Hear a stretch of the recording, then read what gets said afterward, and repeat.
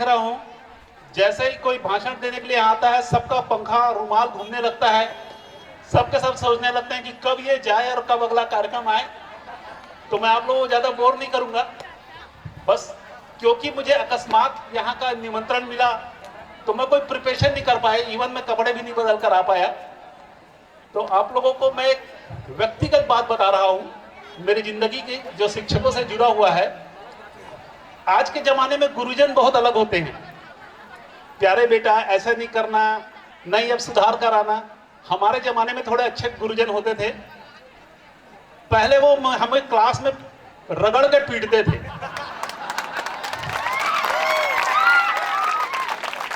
और क्योंकि हम तो कुढ़ा पड़ गए थे तो वो बोनस के रूप में घर में जाके मम्मी को बता देते थे, आपका बेटा फिर इस बार फेल हो गया करके।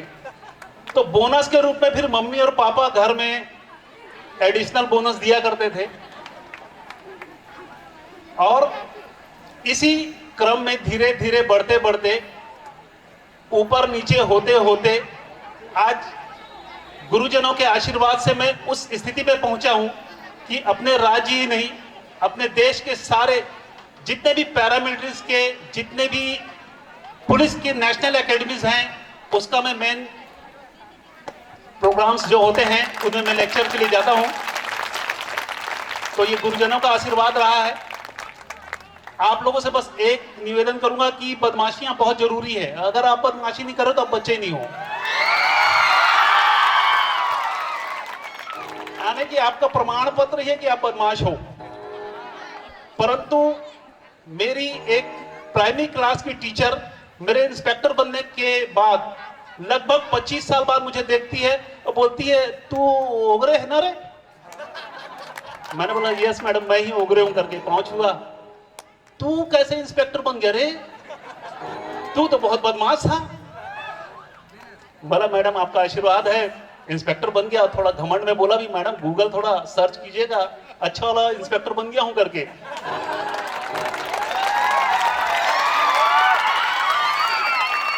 मैडम ने मुझे बोला बेटा तू बहुत बदमाश था, कई बार तू स्कूल में जो पेड़ है उसमें बिही तोड़ने के लिए छत में चढ़ जाता था। खपरा वाला स्कूल था तो खपरा तोड़ के नीचे गिर जाता था।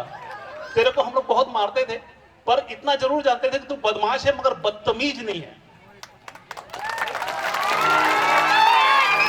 तेरे शिक्षकों ने तेरे को कुछ भी बोला, तूने सर झुकाकर माना, और शायद उसी का प्रमाण ये है कि मैं आज आपको भी सुना रहा हूं और पूरे देश के इंस्टीट्यूशंस को भी सुना रहा हूं। तो उम्मीद है कि आप सभी कोई बदमाशी तो करेंगे और बदतमीजी नहीं करेंगे, ठीक है? बाकी आपका समय ज्यादा नहीं लूंगा। थैंक यू सभी को, थैंक यू।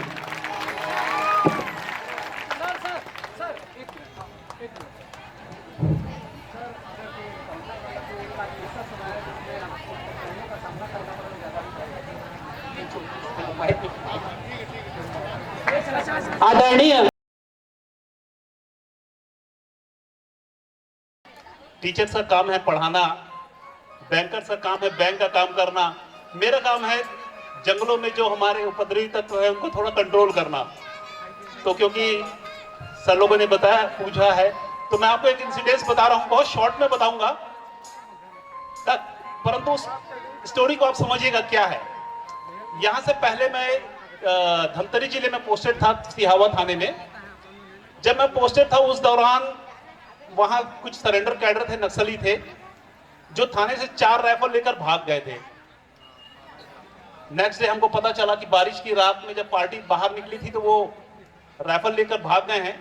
तो हमको उसको अगले दिन हम उनको खोजने निकले, हम लोग 7 की टीम में खोजने निकले। बाकी जंगलों की हिस्ट्री बच्चे तो नहीं मगर बाकी बड़े लोग तो जान ही रहे होंगे कि बहुत अच्छी स्टोरी है बस्तर में, जहां 76, 55, 60, 40, 42, 30, 32 और 30 के नीचे तो 20 बार हमारे जवान शहीद हो चुके हैं। जंगल बहुत मजेदार है हमारे छत्तीसगढ़ का, बहुत मजा आता है वहां पर। जब हम उसको खोजने निकले 1, 2, 3 दिन, क्योंकि बारिश का टाइम था, यही जुलाई अगस्त का महीना था, और हम जब थाने से निकले थे तो हो सकता है कि शायद 1-2 घंटे के अंदर भीग चुके थे। 2, 3, 4, 5 दिन बीते, हमारे साथ के जवान बीमार हो गए, वो चेंज, अरे यार ये बीमार हुआ दूसरे को लाओ, फिर खोजना चालू किया, फिर ट्रैक करना चालू किया, फिर खोजना चालू किया, फिर ट्रैक करना चालू किया। कभी भूखे रहे, कभी कुछ मांग कर खाया, कहीं कुछ खोद कर खाया, कहीं पत्तियां खाई, कहीं का पानी पिए। जंगलों में समय बिताते बिताते 13 दिन बीता। 13 दिन बाद एक एक्सचेंज ऑफ फायर हुआ, जिसको आप लोग इनकाउंटर कहते हैं। इनकाउंटर में वो दोनों नक्सली मारे गए। मेरा निशाना बहुत बढ़िया है। उस इनकाउंटर के बाद जब हम वापस घर आए, जब अपने थाने आए, तो 13-14 दिन बाद मैं बोला यार अब नहाया जाए, भूत तो बन गए हैं। कपड़ों से ऐसी बदबू आ रही थी, शायद टॉयलेट में जैसी बदबू ना आ रही हो। 13 दिन से नहीं नहाए हैं, खाना नहीं खाए हैं। क्या हाल हो गया, यानी कि चौक में कोई पागल दिखेगा ना आपको नंगा, अमेजिंग कर लीजिए, वैसी दिख रहा था मैं।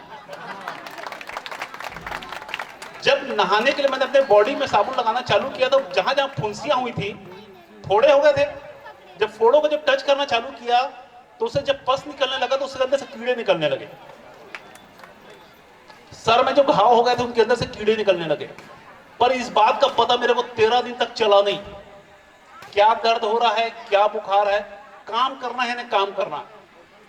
और शायद ये काम नहीं होता तो वो इंडिया का रिकॉर्ड नहीं बनता कि फर्स्ट टाइम कोई वेपन रिकवर हुआ। भले 13 दिन का संघर्ष था, पर उस 13 दिन पर अभी तक बॉलीवुड से 2-3 बार प्रपोजल आ चुका है, इसमें पिक्चर बननी है। हो सकता है अगले 2-4 साल में आप फिल्म नहीं देखें। तो जब आप मेहनत करना चालू करें ना, तो पीछे पलट के नहीं देखना है कि ये फोड़ा हो गया, फुंसी हो गया, भूखे हैं कि ये हो गया। काम करना है तो करना है, तभी रिजल्ट आएगी, तभी आपका मान बढ़ेगा और देश का मान बढ़ेगा। Thank you.